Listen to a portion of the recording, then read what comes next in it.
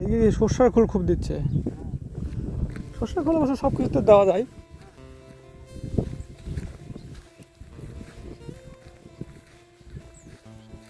ওটা কি কি ই করে দিচ্ছে নাকি, একবারে আলগা করে দিচ্ছে নাকি?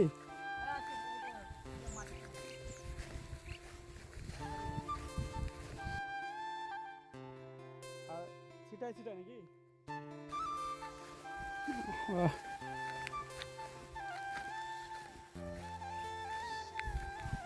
তো নমস্কার বন্ধুরা, আপনারা সবাই কেমন আছেন? আশা করি সবাই ভালো আছেন। ফুলের প্রয়োজন আমাদের প্রতিদিনই হয়, তো এই ফুলের চাষ করেছে একজন কৃষক।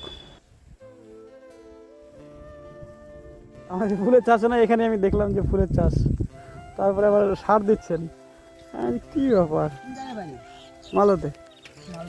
হ্যাঁ, কি কি আছে এই সারের মধ্যে? এটা আছে তোমার পটাশ আছে। গোবর সারের মতো মনে হচ্ছে, কালো কালো। গোবর দিলাম তো আবার। গোবর দিলেন? বিচার করে নি। আর ওই যে গাছে পড়লে গাছ নষ্ট হয়ে যাবে। এর মধ্যে গোবর সার দিয়েছেন? হ্যাঁ।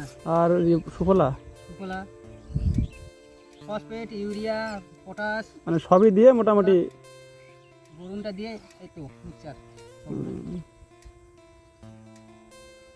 গোবর আগে থেকে আরো দিলাম, তো এর সঙ্গে আবার ওই যে চাষের সময় আবার দিয়েছেন?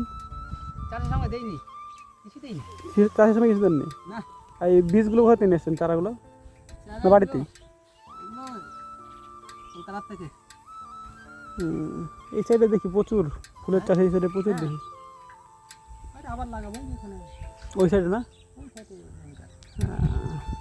গোবর সার দেওয়া হয়ে গেছে, সার বেশি লাগে। এবার কি এটা দিয়ে রাখবেন নাকি হবে ছিটে ছিটে? ছিটে ছিটে দিয়ে রাখবেন? দিয়ে রাখবো, এই তো আবার মাটি তুলে দেবো। ও, এখনই আবার মাটি আল আল করে দেবেন নাকি?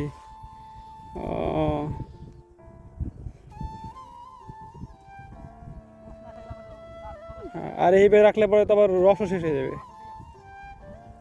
ঠিক ঠিক ঠিক। তো বন্ধুরা, আপনাদের বাড়িতেও নিশ্চয়ই ফুলের গাছ আছে, কমেন্টে জানান আপনাদের কার কার বাড়িতে ফুলের গাছ আছে।